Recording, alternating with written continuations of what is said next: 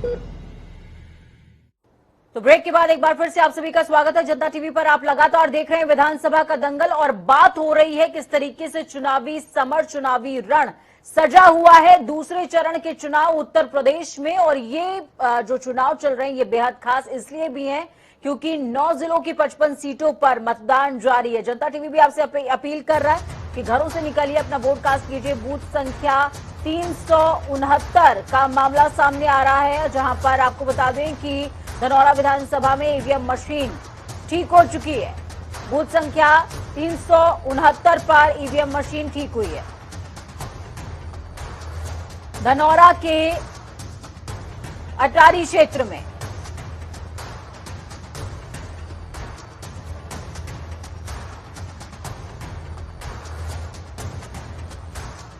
तो ये बेहद खास तस्वीरें आपको दिखा रहे हैं। घने कोहरे की चादर के बीच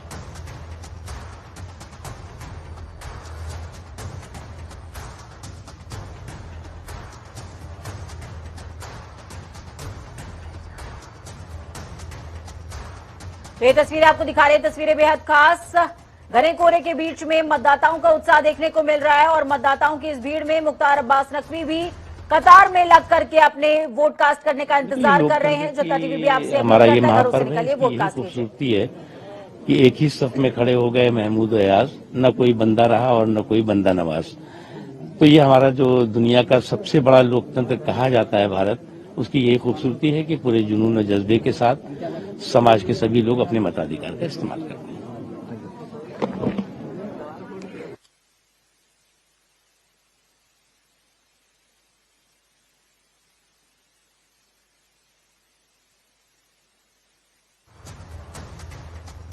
खराब होने से मतदान रुका है। संभल से बड़ी खबर, बूथ संख्या 378 पर ईवीएम खराब होने की खबर है, जहां पर ईवीएम खराब होने की वजह से मतदान बाधित हुआ है। वोट डालने का इंतजार कर रहे हैं मतदाता।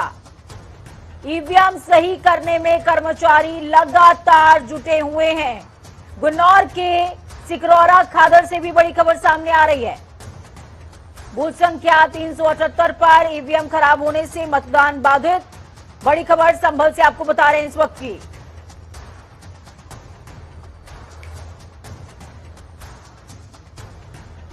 तो बड़ी खबर, अहम जानकारी गुन्नौर के सिकरौरा खादर गांव के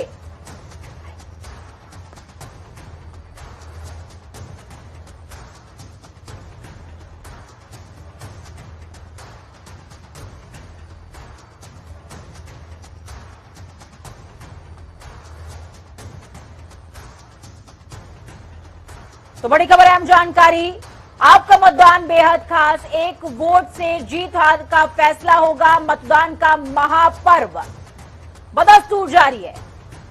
अजीत काम्बोज हमारे साथ जुड़े हुए हैं ग्राउंड जीरो से।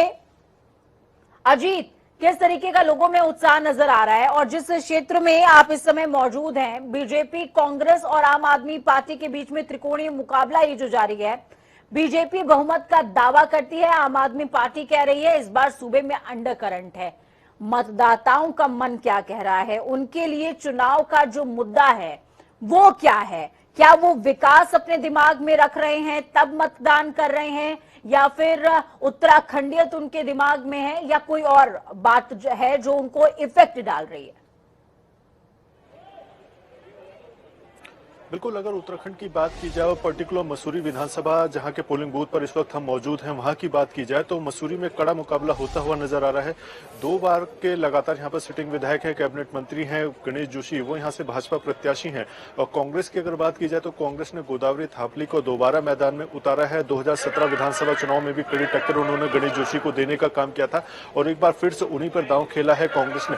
तो साफ है कि मसूरी विधानसभा क्षेत्र पहाड़ों की रानी मसूरी को कहा जाता है। तमाम यहाँ पर पर्यटक आते हैं तो उनकी सुख सुविधा का ख्याल रखना संबंधित प्रत्याशी का काम होता है और प्रत्याशी जब विधायक के तौर पर चुनकर आता है तो कितनी सुख सुविधाएं उनको देता है, इसको लेकर तमाम तरह की बातें यहाँ पर होती हैं। गणेश जोशी लगातार 2 बार से मसूरी का प्रतिनिधित्व करते आए हैं और पिछली सरकार में कैबिनेट मंत्री रहे हैं, तो ऐसे में इनकी जिम्मेदारी और भी ज्यादा बढ़ जाती है कि कैसे यहाँ का विकास करना होगा। जो मूलभूत यहाँ की समस्या है, पेयजल एक बड़ी समस्या बनकर उभरा है मसूरी विधानसभा क्षेत्र की, कि मसूरी में पेयजल की सप्लाई सुनिश्चित तरीके से कर पाना कैसे होगा, इसको लेकर लगातार यहाँ पर दावे काम किए जाते हैं। बड़ी पंपिंग योजना यहाँ पर चल रही है। पार्किंग की एक बड़ी समस्या है मसूरी विधानसभा क्षेत्र में, तो मसूरी को पार्किंग की समस्या पर से कैसे दूर करना होगा, कैसे उससे निजात दिलानी होगी, इसको लेकर यहाँ पर लगातार काम हो रहा है। कैबिनेट मंत्री के तौर पर गणेश जोशी ने लगातार कई काम यहाँ पर किए हैं, कई वादे उन्होंने आम जनता के बीच में किए हैं। तो वहीं गोदावरी थापली की अगर बात की जाए तो कांग्रेस प्रत्याशी हैं और साफ तौर पर उन्होंने तमाम तरह के आरोप यहाँ पर गणेश जोशी पर लगाए हैं कि उनकी तरफ से ध्यान नहीं दिया जाता। मसूरी विधानसभा क्षेत्र पर जो विकास कार्य हैं वो आज भी अधूरे पड़े हुए हैं, घोषणाएं तमाम तरह की जाती है, लेकिन उनको पूरा नहीं किया जाता। और इसी बीच अब जी बरेली चलेंगे। बरेली से तौकीर किदवई हमारे साथ में मौजूद हैं और बहुत देर से इंतजार कर रहे हैं कि कब उनकी तरफ मैं आती हूं। बरेली की अगर हम बात कर लें तौकीर, बरेली में 9 विधानसभाएं इस क्षेत्र में आ रही हैं। बहेड़ी, मीरगंज, भोजीपुरा, नवाबगंज, बिथुई, फरीदपुर, बरेली शहर, बरेली कैंट, आंवला। माफ कीजिएगा, मैंने जब आपसे शुरुआत करी थी कम्युनिकेशन की तो उस दौरान मैंने आपसे ये नहीं पूछा कि आप किस विधानसभा सीट के किस पोलिंग बूथ पर खड़े हैं। पहले वो तमाम दर्शकों को कन्वे कर दें, उसके बाद में वहां के समीकरणों की बात करूंगी आपसे।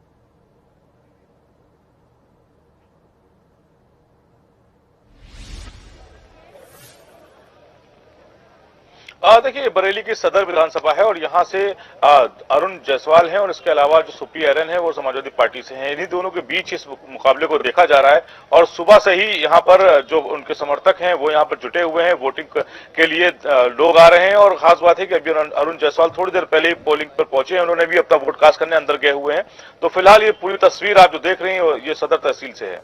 बिल्कुल, सदर तहसील की तस्वीरें जो हैं वो तौकीर दिखा रहे हैं। तौकीर, बीजेपी, कांग्रेस या फिर हम किसी और पार्टी की बात कर लें, किसकी आमद नजर आती है? क्योंकि जब हम इस बेल्ट की बात कर रहे हैं, 9 जिलों की 55 विधानसभा सीटों की बात कर रहे हैं, तो यहाँ पर जो फैक्टर काम कर रहा है, मौजूदा फैक्टर है वो मुस्लिम फैक्टर है, साथ में दलित फैक्टर है, लोधी फैक्टर है, जाट बेल्ट इसको बोलते हैं, जाट लैंड बोलते हैं। ऐसे में कहते हैं कि जो गैर यादवों को खड़ा करता है उसको ही रुझान मिलता है, उसको ही चुनाव में कहीं ना कहीं विक्ट्री मिलती है। इस क्षेत्र का समीकरण क्या कहता है तौकीर? सर इधर आ जाइए। अरुण जायसवाल सर, अरुण जायसवाल सर,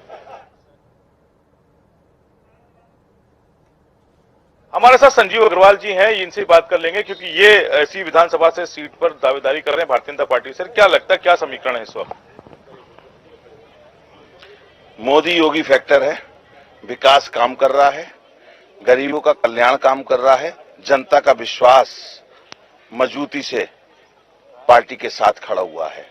कई तरह के एमवाई फैक्टर हैं, कांग्रेस का एमवाई फैक्टर है, महिला और यूथ, कहीं मुस्लिम और यादव, महिलाओं का सम्मान, भय मुक्त समाज, गुंडों का खात्मा, माफियाओं का खात्मा, और क्या चाहिए? टक्कर किससे मान रहे? टक्कर किससे? सीधी जीत की ओर अक्सर हैं। उनकी आपस की लड़ाई है, इस्लाम बब्बू और कांग्रेस और सपा में लड़ाई है, अपनी कहीं कोई टक्कर नहीं। दूसरे चरण में भारतीय जनता पार्टी के रिजल्ट पहले बहुत बेहतर नहीं रहे हैं, इस बार क्या उम्मीद लगती है? पिछली बार भी हम सीटें जीते थे, हम 66 में से 57 सीटें जीते थे। इस बार उससे ज्यादा अच्छा रिजल्ट सामने आएगा, क्योंकि अब तो लोगों ने कथनी करनी का अंतर देख लिया है। जो हम कहते हैं वो करते हैं, संकल्प पत्र को 100% पूरा करने का काम किया है। राम भक्तों की आवाज। गर्मी और सर्दी वाले बयान ही कितना कामयाब। अजीत काम्बोज का रुख करेंगे देहरादून से। अजीत काम्बोज हमारे साथ में जुड़े हुए हैं। अजीत काम्बोज के साथ में एक मेहमान भी खड़े हुए हैं। अजीत, कौन आपके साथ में मौजूद है? तमाम दर्शकों से रूबरू कराइए। तो दूसरे हाथ में बिल्कुल पूजा, मसूरी विधानसभा सीट की अगर बात की जाए तो भाजपा प्रत्याशी गणेश जोशी जी इस वक्त हमारे साथ अपनी पूरी फैमिली के साथ वो यहाँ पर वोट डालने पहुंचे हैं और साफ तौर पर एक जो मतदाताओं की भारी भीड़ यहाँ पर नजर आ रही है, वो एक उत्साह भी उनका बढ़ा रही है कि जोशी जी आप पूरे परिवार के साथ पहुंचे हैं, कितना उत्साह है? लगातार आप मसूरी का प्रतिनिधित्व करते आ रहे हैं। देखिए, जिस प्रकार से आज सुबह से ही क्षेत्र की जनता अपने मत का प्रयोग करने के लिए लाइन लगाकर खड़ी है, इस बात का प्रतीक है कि आज इस लोकतंत्र के महापर्व में उन्होंने अपनी भागीदारी सुनिश्चित की है और इस बार जो मतदान का प्रतिशत है वो बढ़ने वाला है, ऐसा मुझे दृश्य यहाँ पर दिखाई दे रहा है। क्या लगता है अजीत, हो सके तो गणेश जोशी से ये सवाल पूछिए कि आम आदमी पार्टी कह रही है कि बीजेपी के लिए अंडर करंट है इस बार। जोशी जी, आपसे एक सवाल का जवाब जानना चाहेंगे। आम आदमी पार्टी का आरोप है कि एक अंडर करंट है भाजपा को लेकर, उसको किस तरह से आप दूर करेंगे? भाजपा के पक्ष में अंडर करंट है, शायद उन्होंने ये कहा होगा, आपने सुना नहीं होगा। क्योंकि आज मतदाता जानता है कि प्रदेश का विकास और देश का विकास संभव है तो भारतीय जनता पार्टी में है। अब भारतीय जनता पार्टी ने इस 5 साल के अंदर जो ऐतिहासिक काम किए हैं, निश्चित उसका लाभ मिलेगा। और आम आदमी पार्टी का तो मुझे लगता नहीं यहाँ कोई खाता भी खुलने वाला है। जिस पार्टी का मुखिया, ये वीरों की भूमि है, राष्ट्रभक्तों की भूमि है। जब सर्जिकल स्ट्राइक हुई थी, यही केजरीवाल था जिसने भारत की सेना की विस्तृतता पर सवाल उठाया था, उसका सबूत मांग रहा था। तो अहम की दाल गलने वाली नहीं है। और मैंने कहा कि खाता भी खुलने वाला नहीं है और भारतीय जनता पार्टी की पूर्ण बहुमत की सरकार बनने वाली है।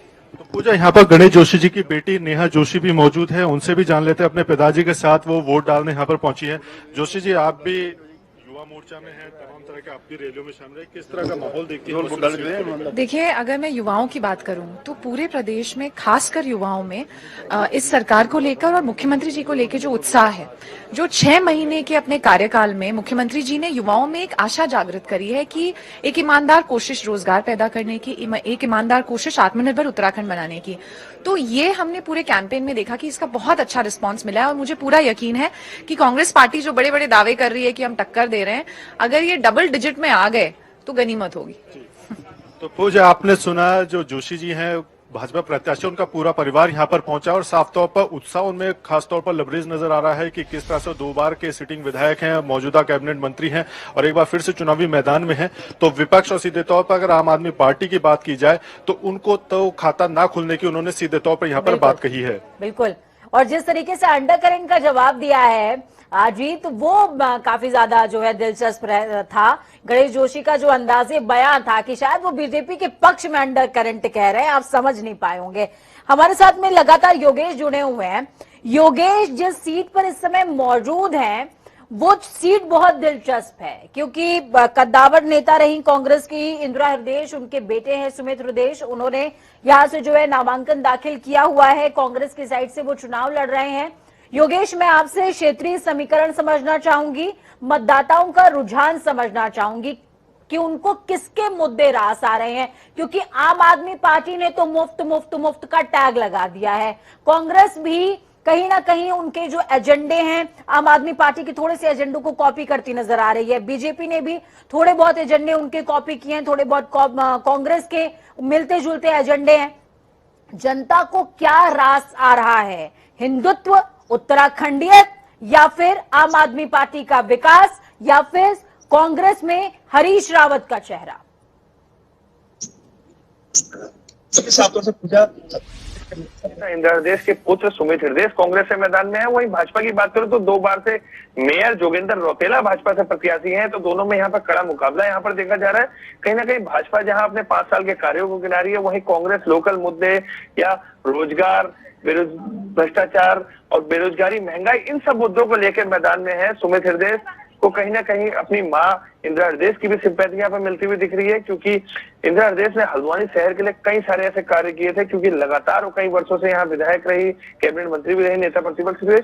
तो बेहद रोचक मुकाबला यहाँ पर है, क्योंकि सामने भी मेयर है जो 2 बार से जोगेंद्र रौतेला हल्द्वानी से मेयर है, तो कड़ी टक्कर हल्द्वानी विधानसभा सीट पर देखी जा रही है। इसके अलावा प्रदेश की सबसे हॉट सीट जो बनी हुई है लालकुआ, वहां से पूर्व मुख्यमंत्री और कांग्रेस चुनाव प्रचार समिति के चेयरमैन हरीश रावत वहां पर मैदान में है। तो कहीं ना कहीं नैनीताल जिले की सीट इस समय हॉट बनी हुई है, चाहे वो लालकुआ की बात करूं। सीट बेहद हॉट बनी हुई है और उस पर सभी की नजरें हैं, क्योंकि इंदिरा हृदयेश के बेटे सुमित हृदयेश यहां से हैं। जोगिंदर पाल, जिनका जिक्र आपने किया, वो भी इस क्षेत्र से चुनावी ताल ठोक रहे हैं। बरेली का रुख वापस से करेंगे। बरेली कैंट में इस समय मौजूद हैं तौकीर किदवई। यहां पर संजीव अग्रवाल जो हैं वो प्रत्याशी हैं, साथ में सपा गठबंधन की तरफ से सुप्रिया एरन को यहां से टिकट दिया गया है। अनिल कुमार बसपा की तरफ से हैं और हाजी इस्लाम बब्बू यहां से कांग्रेस की ओर से चुनावी ताल ठोक रहे हैं। तौकीर, मैं आपसे ये समझना चाहूंगी, संजीव अग्रवाल से अभी आप बात कर रहे थे, उन्होंने कहा कि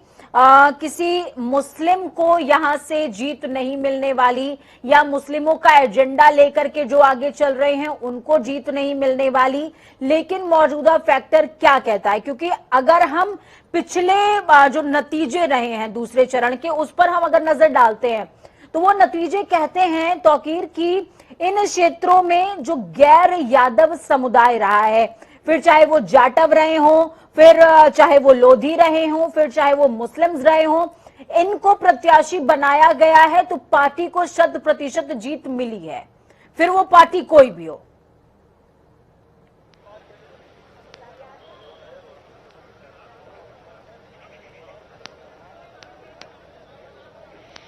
देखिए सीट की अगर बात करेंगे तो समीकरण जो है वो क्योंकि कड़े हैं, क्योंकि पार्टी के प्रत्याशी सुप्रिया एरन से, वो भी पुरानी नेता हैं, यहाँ के पूर्व मेयर रही हैं, उनके पति पूर्व सांसद रहे हैं, तो कहीं ना कहीं मुकाबला जरूर कड़ा है, क्योंकि उनका इस क्षेत्र में थोड़ा सा प्रभाव जरूर है, क्योंकि लगातार चुनाव जीतते आते हैं, लगातार वो मेयर रही 2 बार। इसके अलावा जो उनके पति हैं वो अगर सांसद रहते हैं तो जरूरी तो हो जाता है कि ऐसा मुकाबला कड़ा जरूर नजर आएगा। इसके अलावा समाजवादी पार्टी की तरफ से जो वादे किए गए हैं, 300 यूनिट फ्री बिजली की बात की गई है, जो किसान है उनके लिए कहा गया है कि जो फसल खरीद की बात की गई है, तो ऐसे कई मुद्दे हैं जो कहीं ना कहीं थोड़ा सा जनता के बीच में चर्चा का विषय जरूर है। भारतीय जनता पार्टी की तरफ से भी इसी तरह के वादे किए गए हैं, लेकिन आदमी भरोसा किस पे करेगा, जनता का मूड क्या है, ये तो रिजल्ट्स बताएंगे। लेकिन जो दोनों प्रत्याशी हैं वो कहीं ना कहीं कड़े जरूर हैं, क्योंकि कांग्रेस में एक लंबा समय देने के बाद जो सुप्रिया एरन है वो अभी फिलहाल समाजवादी पार्टी में हाल फिलहाल शामिल हुई थी और उनके ऊपर अखिलेश यादव ने मोहर लगाई सदर कैंट सीट से। बिल्कुल, सदर कैंट बरेली कैंट सीट से जो है यहाँ पर उनको मौका दिया गया है। लगातार हम तमाम मतदाता क्या कह रहे हैं वो भी तमाम दर्शकों को सुना रहे हैं। ठीक है, देहरादून का रुख करते हैं। अजीत काम्बोज हमारे साथ लगातार जुड़े हुए हैं। अजीत, ग्राउंड जीरो की अगर हलचल की हम बात करें, गणेश जोशी तो ये कहकर चले गए कि बीजेपी के पक्ष में अंडर करंट है, लेकिन कांग्रेस की अगर हम बात कर लें, कांग्रेस के लिए इस बार जो फिजा है वो बहुत अनुकूल नजर आती है। हरीश रावत भी बहुत आश्वस्त नजर आ रहे हैं कि कांग्रेस की सरकार बन रही है। क्षेत्र क्या कह रहा है? बिल्कुल, अगर मसूरी विधानसभा क्षेत्र की बात की जाए तो पहले यहाँ का प्रतिनिधित्व कांग्रेस के विधायक के तौर पर जोत सिंह गुनसोला करते आए थे और लगातार 2 बार से ये सीट भाजपा के कब्जे में है। खुद गणेश जोशी यहाँ का प्रतिनिधित्व कर रहे हैं और इस बार भी भाजपा ने उन्हीं पर दाव खेला है। और आम जनता की अगर बात की जाए तो जनता के मन में क्या कुछ चल रहा है वो साफ तौर पर आज की भीड़ के तौर पर देखा भी जा सकता है कि मतदान केंद्रों पर सुबह से यहाँ पर काफी भीड़ भाड़ नजर आ रही है। सुबह से ही लोग काफी संख्या में यहाँ पर पहुंचे हैं। 8 बजे से यहाँ पर पोलिंग शुरू हुई है और 8 बजे से ही जो भीड़ है वो लगातार बढ़ रही है। अगर कम होने की बात की जाए, कम यहाँ पर भीड़ होती हुई नजर नहीं आ रही है। भीड़ भाड़ को देखते साफ है कि लोगों में एक उत्साह है चुनाव को लेकर, एक मतदान प्रक्रिया को लेकर। और जिस तरह से कांग्रेस ने तमाम तरह के आरोप लगाने का काम किया था कि भाजपा के लगातार 2 बार के यहाँ पर विधायक रहे, उनकी तरफ से किसी तरह का भी यहाँ पर विकास कार्य को नहीं किया गया। और साफ है कि सड़कों की बात की जाए, पार्किंग समस्या की बात की जाए या पर्टिकुलर मसूरी क्षेत्र में पेयजल की समस्या की बात की जाए तो वो लगातार जारी है। पहाड़ों की यानी है और पूरे साल भर यहाँ पर पर्यटकों के आने का सिलसिला बना रहता है। तो ऐसे में ये 2 जो प्रमुख समस्याएं हैं मसूरी क्षेत्र की, एक यहाँ पर पार्किंग और दूसरी यहाँ पर पेयजल, तो ये बड़ी समस्या बनकर उभरी है, जिनको दूर करने का काम लगातार यहाँ पर जो स्थानीय विधायक हैं गणेश जोशी उनकी तरफ से किया जा रहा है।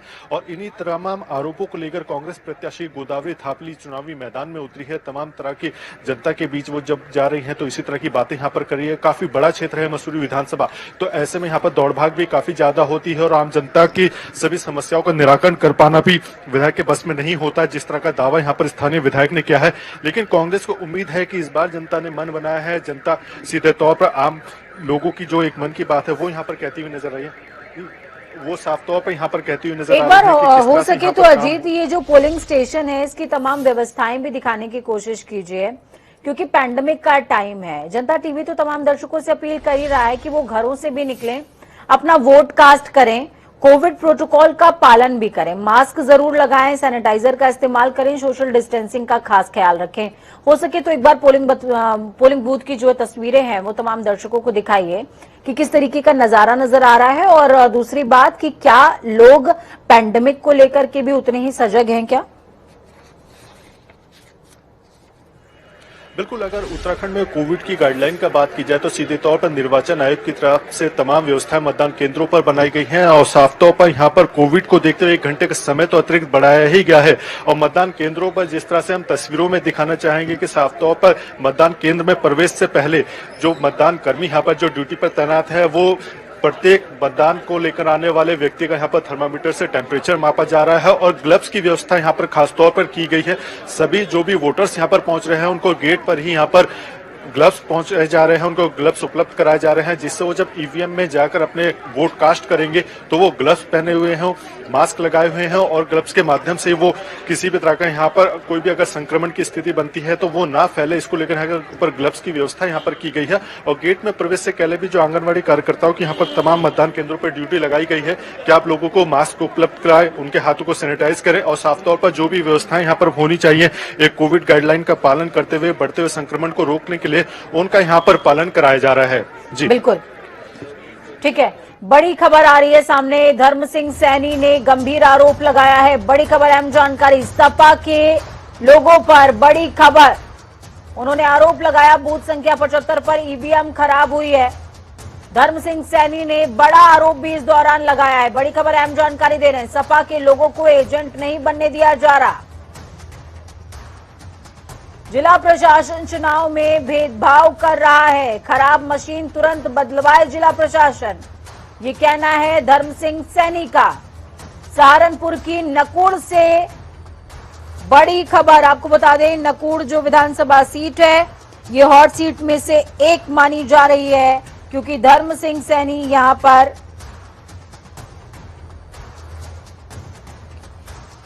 चुनावी ताल ठोक रहे हैं। तो बेहद बड़ी और अहम जानकारी आपको नकुड़ से दे रहे हैं। बरेली बूथ संख्या 426 से जुड़ी बड़ी खबर, करीबन 1 घंटे से नहीं शुरू हो सका है मतदान। मतदान केंद्र पर मतदाताओं की लंबी कतार लगी हुई है। कुंवर रणजीत सिंह इंटर कॉलेज में ईवीएम मशीन खराब होने की खबर सामने आ रही है। बड़ी खबर, अहम जानकारी इस वक्त की आपको दे रहे हैं। करीबन 1 घंटे से मतदान शुरू नहीं हो सका है। अब 1 घंटे का जो मार्जिन है वो समझिए, 1 घंटे का मार्जिन मतलब कम से कम 25 से 30 मत बेकार हो गए हैं या इससे ज्यादा,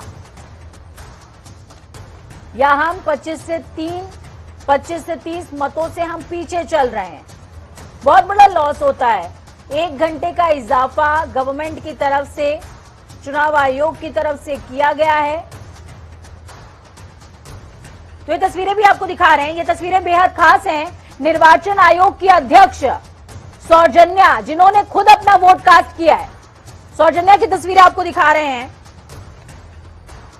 अपना वोट कास्ट उन्होंने किया है और ये संदेश देने की कोशिश कि बाद में जलपान, पहले मतदान। 8 बजे वोटिंग शुरू हुई है देवभूमि में और सबसे पहले निर्वाचन अधिकारी जो हैं उन्होंने ही अपना वोट कास्ट किया है।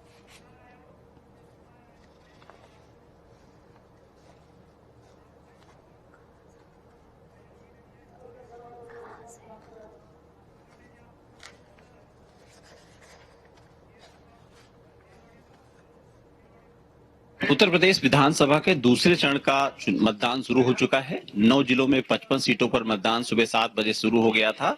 हम इस वक्त लखनऊ के उस निर्वाचन आयोग में हैं जहां से कंट्रोल रूम से निगरानी रखी जा रही है क्योंकि चुनाव आयोग काफी सख्त है और पैनी नजर बनाए हुए। ये कंट्रोल रूम है, यहाँ पर जो शिकायतें आ रही उनका तुरंत निस्तारण हो रहा है और यहाँ से ही वो हेड किया जा रहा है क्योंकि लगातार जिस तरीके से सुबह से कुछ शिकायतें आई थी कि ईवीएम में खराबी आ गई है, तो यहीं से जो संबंधित जिलाधिकारी को उसको फोन किया जा रहा है और तुरंत व्यवस्थाएं की जा रही हैं। बहुत सारी जो चीजें हैं, चाहे जो शिकायतें आती हैं, पॉलिटिकल पार्टी शिकायत कर रही है, वहां से शिकायतों को लेकर के और जब भी कोई जिलाधिकारी से या फिर संतुष्टि मांगनी होती तो यही कंट्रोल रूम है, लगातार निगरानी बनाए हुए है। हालांकि ये 55 सीटें जो हैं काफी महत्वपूर्ण मानी जा रही हैं। पिछले 2017 की बात करें तो इन 55 सीटों में 38 सीटें भाजपा ने जीती थी, 15 सीटें समाजवादी पार्टी ने जीती थी और 2 सीटें कांग्रेस की थी। इस बार कुछ समीकरण दूसरे हैं। हालांकि ये जो 55 सीटों में मुस्लिम काफी निर्णायक भूमिका अदा करता है। करीब 25 सीटों पर क्योंकि उस समय 2017 में जब मोदी लहर थी तब भी करीब जो समाजवादी पार्टी की 15 सीटें आई थी उसमें से 10 मुस्लिम चेहरे विधायक बन के आए थे।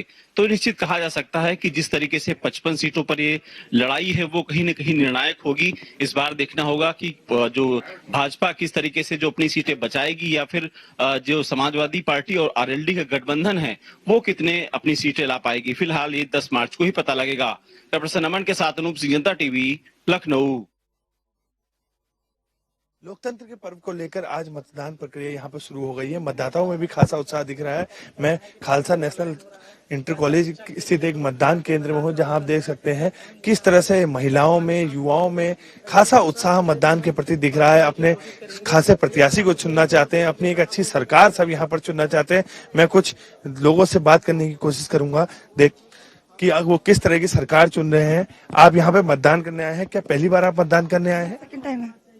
किस तरह की सरकार, कैसा प्रत्याशी चुनना चाहते हैं? मुझे प्रत्याशी मतलब शिक्षा नीति में बदलाव करे जो, क्योंकि बहुत जरूरी है ये। और जैसे पहाड़ों से पलायन हो रहा है अच्छे एजुकेशन के लिए। अब अच्छे एजुकेशन के लिए तो यहाँ टीचर्स भी अच्छे होने चाहिए, तो शिक्षा नीति में बदलाव होगा। कुछ युवा मतदाता भी हैं जो पहली बार यहाँ पे मतदान करने आए हैं। किस तरह का प्रत्याशी आप चुनना चाहते हैं? हम ऐसा प्रत्याशी चुनना चाहते हैं जो हमारी शिक्षा नीति प्लस ये बेरोजगारी और क्या कहते हैं ये महिलाओं की सुरक्षा। पहाड़ से काफी ज्यादा पलायन हो रहा है क्योंकि वहाँ शिक्षा मिल नहीं पाती है, तो हमारा जो बेसिक मुद्दा है वो शिक्षा नीति, बेरोजगारी, महंगाई, यही सब है। कुछ महिलाएं भी यहाँ पे हैं। आंटी, कैसा प्रत्याशी आप चुनने आए हैं? जैसे सब चुने अच्छा हो जो विकास कर। कुछ युवा मतदाता भी हैं जो पहली बार यहाँ पे आए हैं, युवा मतदाता भी हैं। कैसी सरकार, कैसा प्रत्याशी चुनने आए हैं? हम अपना प्रत्याशी मतलब बिल्कुल एक साफ छवि वाला, उन जो हमारे लिए विकास करे और युवाओं के लिए विकास करे। और हमारे मतलब यहाँ से जो नशा मुक्त, तो आज ज्यादातर लोग नशा कर रहे हैं। तो वक्त यहाँ पर छोटे से ब्रेक का है। ब्रेक के उस पार भी खबरों का सफर लगातार जारी है। आपको पल पल की अपडेट जनता टीवी देता रहेगा और विधानसभा के दंगल से रूबरू कराता रहेगा। उत्तराखंड में 70 सीटों पर घमासान जारी है, जबकि उत्तर प्रदेश में 9 जिलों की 55 सीटों पर कई दिग्गज आमने सामने हैं और 8 दिग्गजों की तो प्रतिष्ठा भी दांव पर है। वक्त छोटे से ब्रेक का।